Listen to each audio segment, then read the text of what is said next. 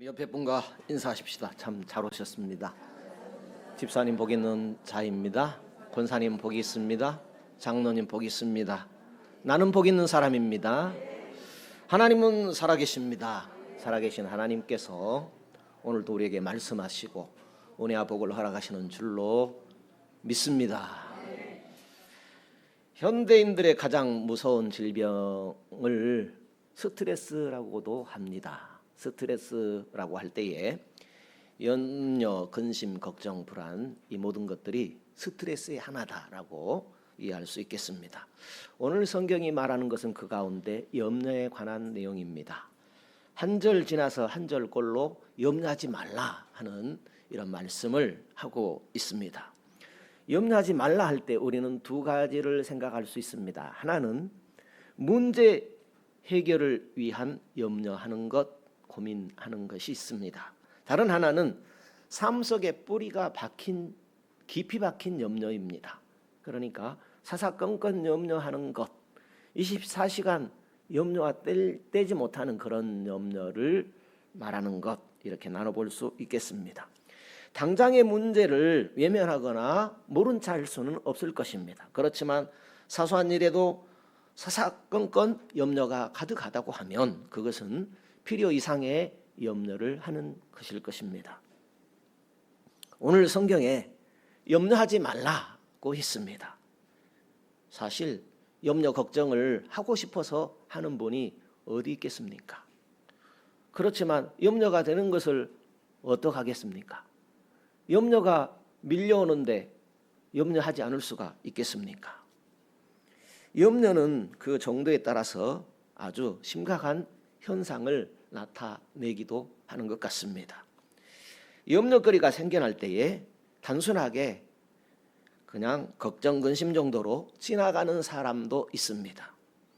또 염려와 불안 때문에 밥을 먹지 못하고 잠을 이루지 못한 그런 사람도 있습니다.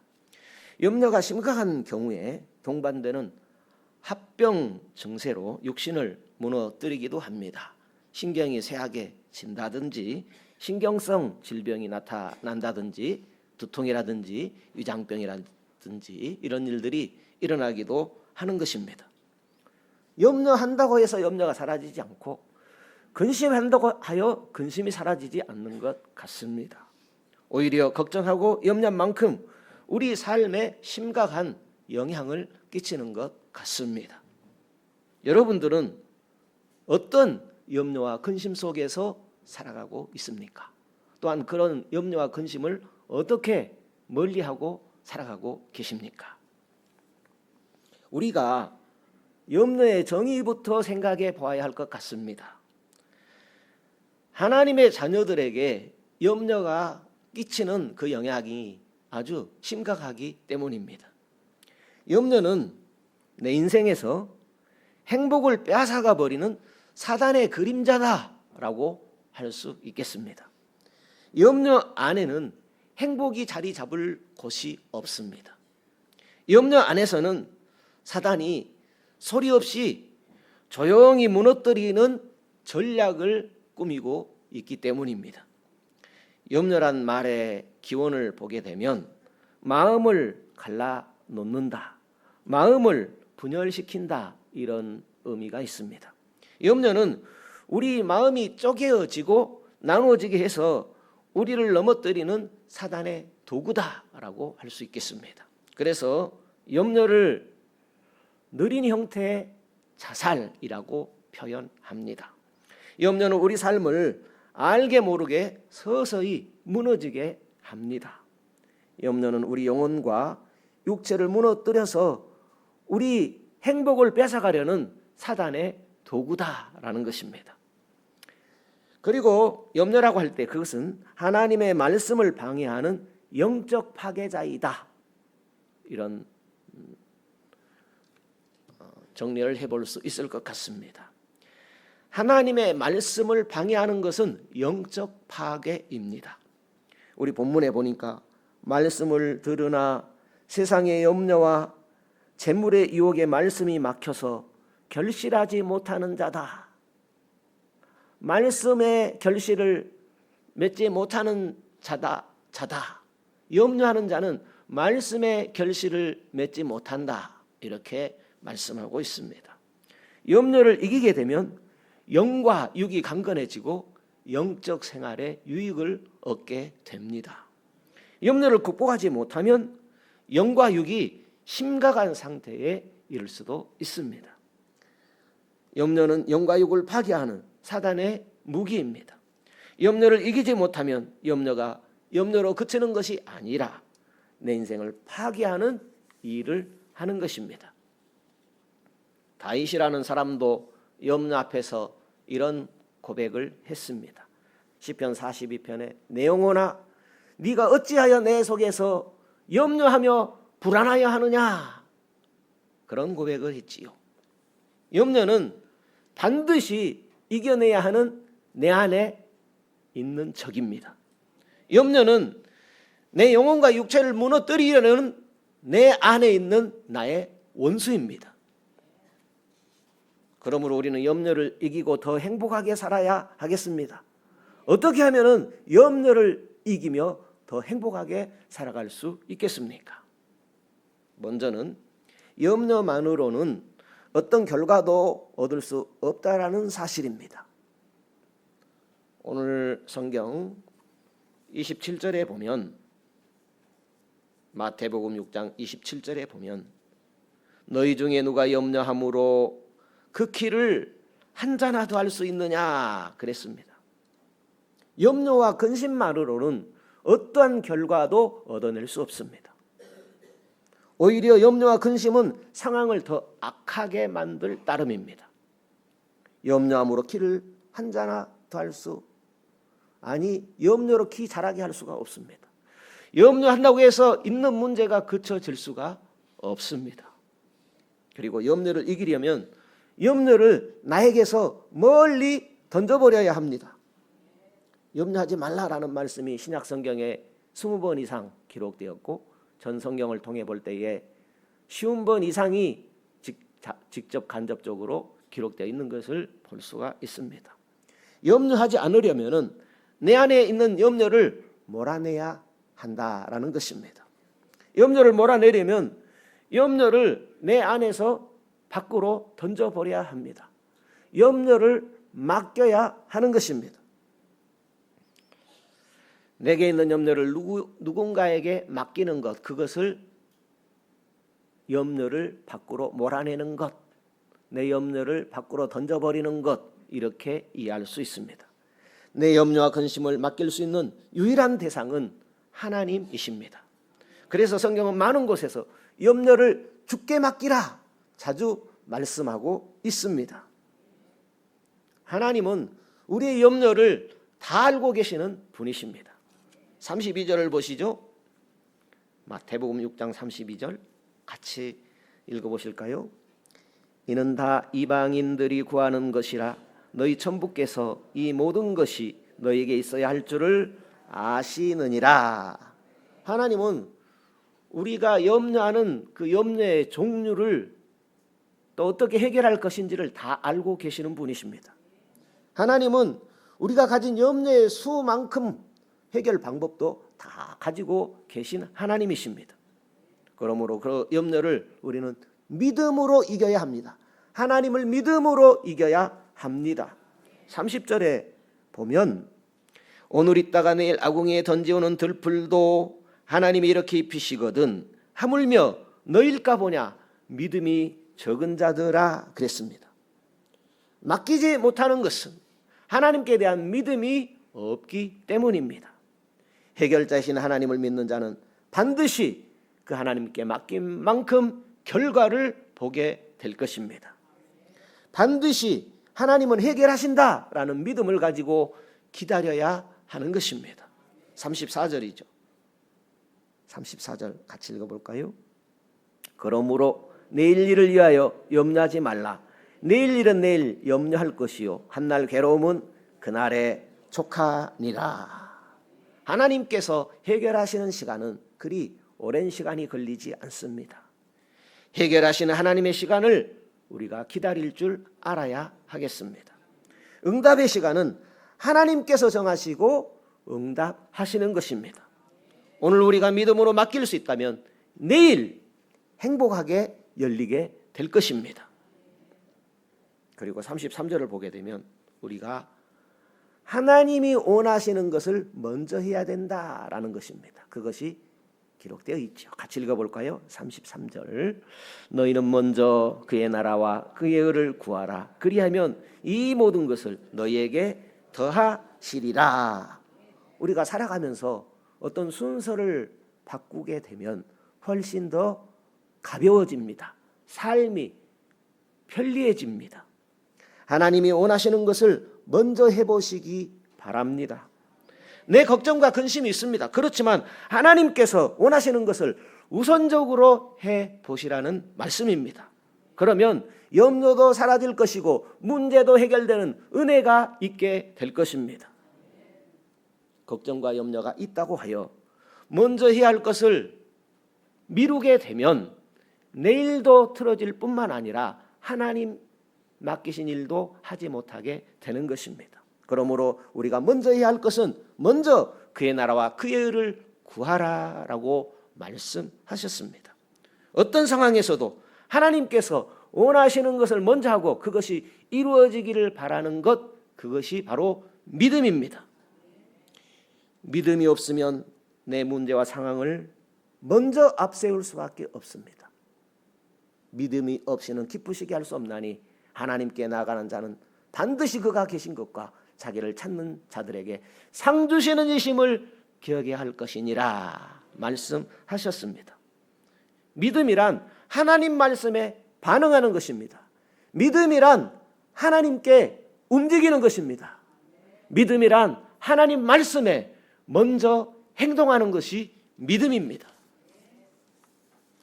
그리하면 이 모든 것을 더하시리라 하는 약속의 선물을 우리에게 허락하여 주실 것입니다.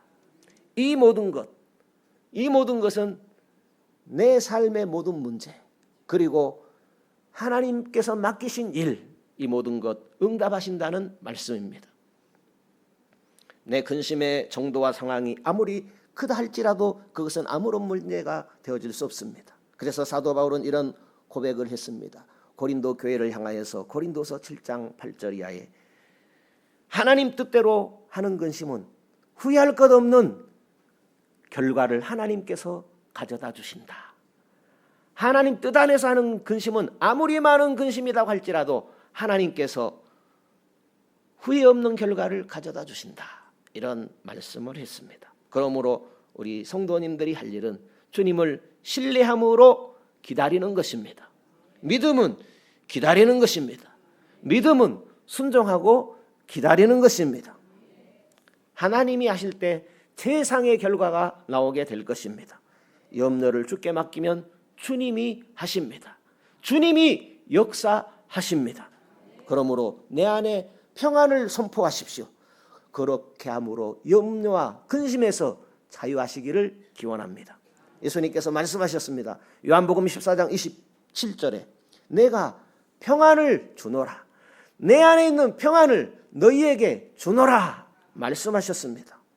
그리고 너희는 염려하지 말고 근심하지 말아라 말씀하셨습니다. 그렇습니다. 주님이 주시는 평안은 세상의 모든 염려와 근심을 떨쳐버리는 평안을 주시는 것입니다. 지금 여러분 가운데 혹시 염려하고 근심하는 것 있습니까? 내게 해결하지 못하는 염려와 근심으로 혹시 내 자신을 무너뜨리고 있지는 않으십니까? 암병의 장사가 없다고 하지요. 암은 말 그대로 병명이 없는 것입니다. 병명을 모르기 때문에 치료 방법도 없습니다. 원인을 알아야 치료를 시작해 보든지 할 것 아니겠습니까? 그래서 암병은 병명이 없습니다. 그래서 그 암이 폐에 붙으면 폐암이라고 합니다. 그 암이 간에 붙으면 간암이라고 합니다. 그 암이 위에 붙으면 위암이라고 하지요. 신장에 붙으면 신장암이라고 합니다. 암병에 장사가 없는 것처럼 염려하는 것에도 장사가 없습니다. 염려는 영과 육을 무너뜨려 버립니다. 염려로 무너진 사람들을 보십시오. 염려하면서 행복하고 염려하면서 건강을 유지하는 분을 보셨습니까? 잠언에 보니까 17장 22절에 마음의 근심은 뼈가 말라버리게 한다. 그러니까 만병의 원인이 된다는 말씀입니다. 염려, 근심, 걱정 떨쳐보려고 술 마시고 노래 부르고 바람 쏘이고 이것저것 다 해보지만 결국은 무너지고 마는 것입니다. 행복은 거기에서 찾아지지 않는 것입니다. 하나님을 멀리하고서는 그 어느 것으로도 행복을 얻을 수 없습니다.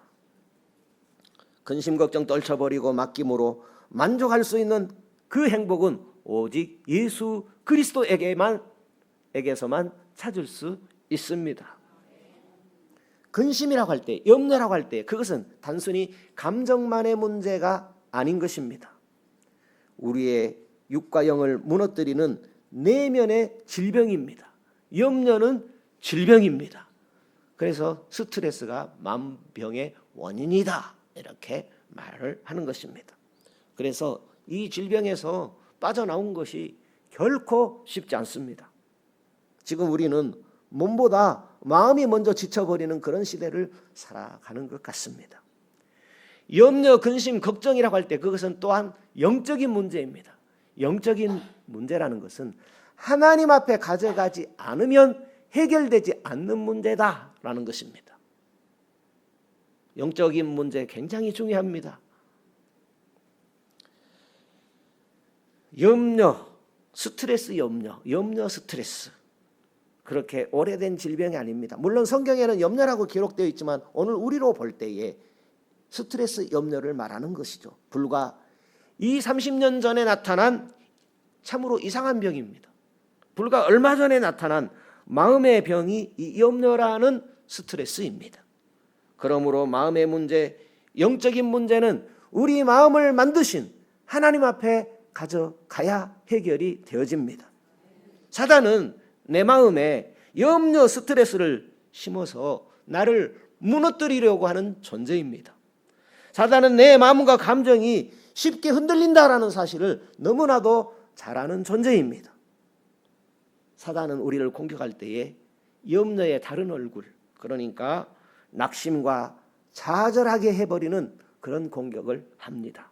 그래서 포기하도록 만들어서 결국 내 영혼까지 메말라버리게 하는 그런 공격을 하는 존재가 바로 사단입니다. 그래서 우리 염려를 맡아주시는 우리 마음의 주인 되시는 예수님께 가져가 맡기시기를 축복합니다. 스트레스 받지 마시고 주님께 맡기십시오. 오늘부터 더 행복한 자로 살아가시기 바랍니다. 염려와 근심은 내 안에서 나를 죽이는 존재 아닙니까? 그러면 나를 죽이는 존재 누가 막아냅니까? 내가 나를 살려야죠. 누가 내 대신 근심합니까? 내가 근심하지 말아야 되지요. 염려를 이기는 가장 강력한 능력은 바로 예수님입니다. 예수님께서 내 모든 근심을 대신 맡아 주셨습니다.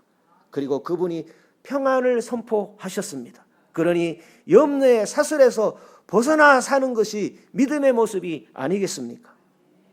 염려의 그늘에 사단의 그림자가 있습니다. 오직 예수님의 이름으로만 물리칠 수 있습니다. 감사는 염려에서 탈출하는 비상 탈출구입니다. 감사는 염려 비상 탈출구입니다. 염려가 몰려오는 그 시간 감사로 물리치시기를 축복합니다. 먼저 하나님을 찾고 하나님께 감사할 것이 무엇인가 감사하게 되면 염려가 물러가고 문제도 해결되는 은혜가 있어지게 되는 것입니다. 사단은 감사하는 사람을 무너뜨릴 수가 없습니다. 감사는 무너지는 것을 막아내는 능력입니다. 감사의 사람은 어떤 문제도 능히 이길 수 있습니다. 감사로 승리합시다. 그리고 염려를 이기면 응답이 있습니다.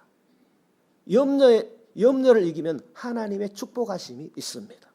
아무것도 염려하지 말고 오직 기도와 간구로 너희 구할 것을 감사함으로 하나님께 아뢰라. 그리하면 모든 지각에 뛰어나신 하나님의 평강이 그리스도 예수 안에서 너희 마음과 생각을 지키시리라. 아멘. 하나님은 염려하면 아무것도 주실 수 없습니다. 염려하면 아무것도 받아낼 수가 없는 것입니다. 그러므로 염려를 주님께 맡겨버리는 훈련을 잘 하셔서 염려를 잘 다스리면 좋겠습니다.